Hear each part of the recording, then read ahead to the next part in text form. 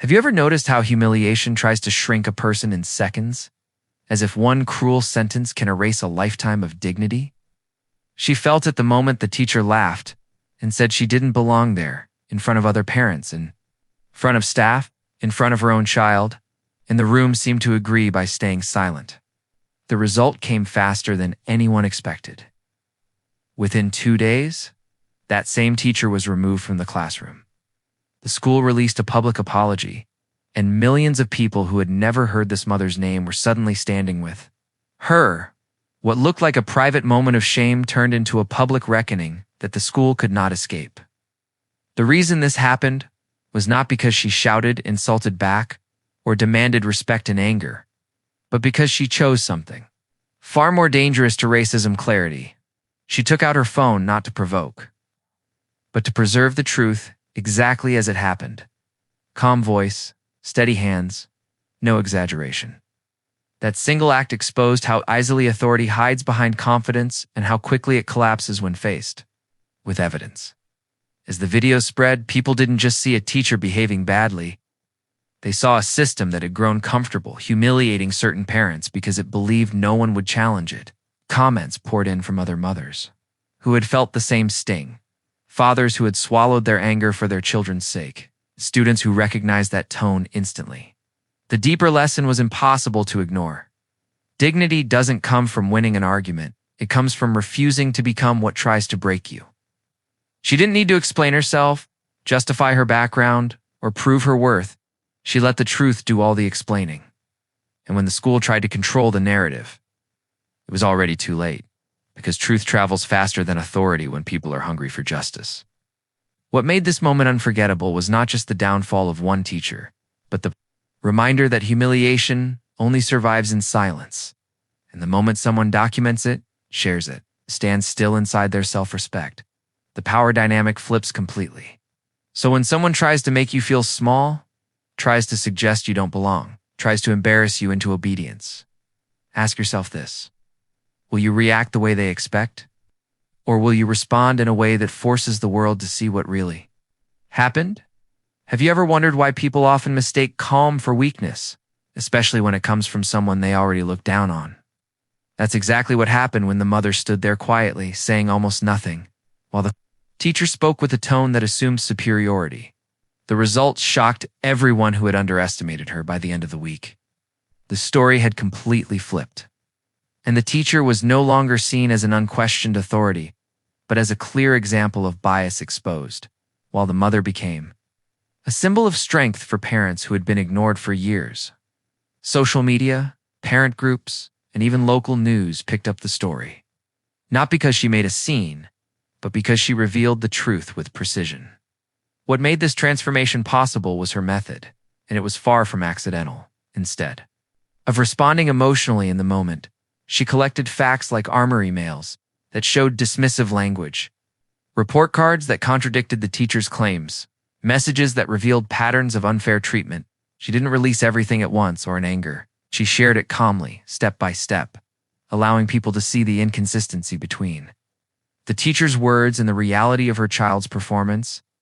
This careful approach destroyed the stereotype that she was uninformed or unqualified to question authority. As the evidence spread, people realized the silence they had witnessed wasn't fear, it was control.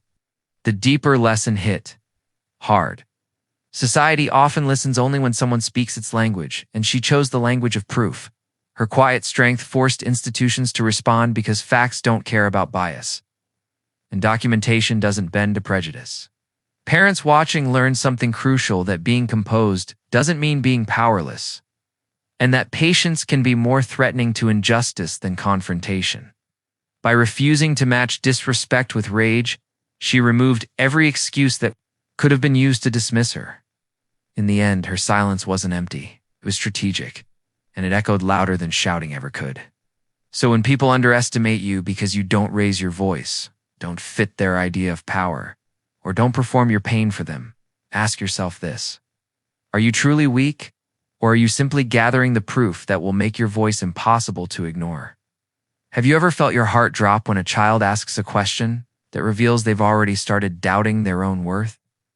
That moment came late at night, long after the school hallway incident had ended, when her child looked up and quietly asked if they had done something wrong to deserve the teacher's words. The result of that single question was devastating and powerful at the same time. It transformed a story about adult misconduct into a national conversation about how racism shapes a child's identity long before they understand what prejudice even is. Parents, educators, and psychologists began speaking out, not because of policy violations, but because they recognized the emotional damage hiding behind that simple question.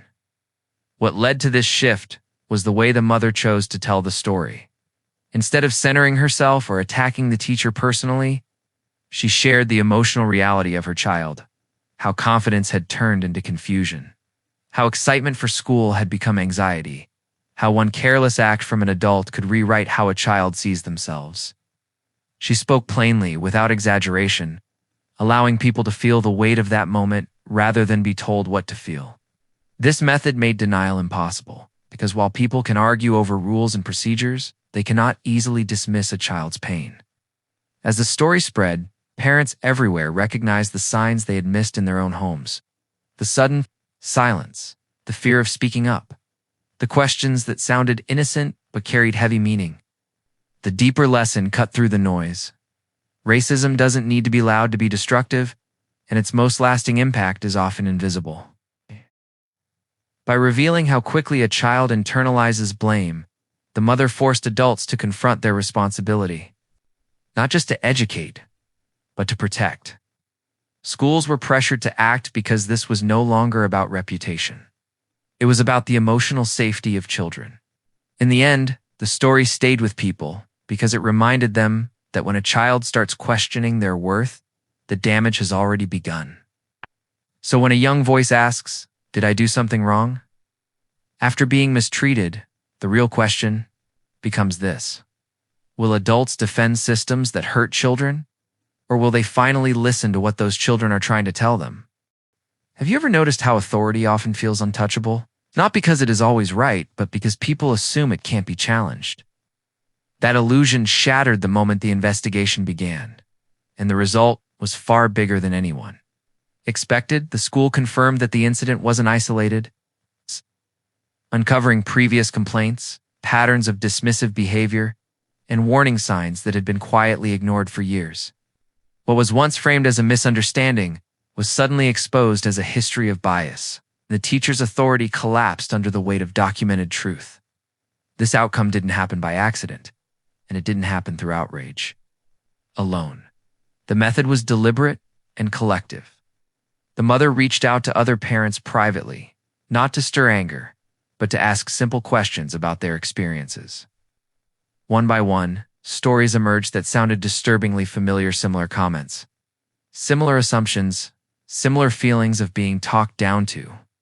She encouraged them to share what they had saved: emails, meeting notes, even memories they had, dismissed because they believed nothing would change. When these pieces were placed together, they formed a clear pattern that no institution could deny. The power of this approach was that it removed the school's favorite defense that this was a single emotional incident blown out of proportion. Instead, it revealed a system that had relied on isolation to survive, knowing that individuals often feel too small to speak alone. The deeper lesson was sobering. Injustice often persists not because it is hidden, but because it is fragmented. By connecting voices, the mother turned scattered experiences into undeniable evidence. Administrators were forced to confront the reality that authority without accountability is just silence backed by status. Parents watching learned something crucial: that change rarely comes from one voice shouting, but from many voices aligning with the same truth. In the end, the teacher's position didn't protect them. The receipts dismantled it. The story stayed with people because it exposed how easily power operates when no one compares notes. So the question that lingers is this: how many injustices around you remain untouched simply because the people experiencing them believe they are alone? Have you ever thought about how the most painful moments in life sometimes carry the power to protect people you will never meet? That was the unexpected result of what began as one mother being publicly humiliated. The incident didn't end with punishment alone. It grew into a movement that schools could no longer ignore. Policies were reviewed, bias training became mandatory, and the same mother who had once been spoken to with disrespect was now invited to sit at tables where decisions were made. What started as an attempt to diminish her ended by amplifying her voice beyond that single school. This transformation happened because of the way she chose to move forward after the story went viral. Instead of disappearing once the apology came, she stayed present and purposeful. She redirected attention away from personal revenge and towards systemic change, asking clear questions about safeguards, reporting processes, and accountability. She spoke not just about what happened to her, but about what could happen to any parent if nothing changed. By doing this, she shifted the conversation from scandal to solution.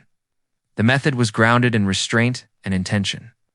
She used the platform she never asked for to demand reforms rather than sympathy.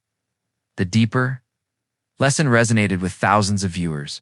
Pain can either close you off or push you forward. She chose the harder path of responsibility. Her story proved that humiliation does not have to be the final chapter. It can be the opening line of change if someone is willing to carry the weight of it. Parents watching realize that speaking up is not only about defending yourself, but about creating safer spaces for children who cannot defend themselves yet. The movement gained strength because it was rooted in something real, something uncomfortable, something honest. In the end, the most powerful part of the story wasn't the downfall of one teacher, but the reminder that courage after trauma can rewrite outcomes for many. So when life hands you a moment that breaks you in public, the question becomes this: will you let it define your pain, or will you allow it to define your purpose?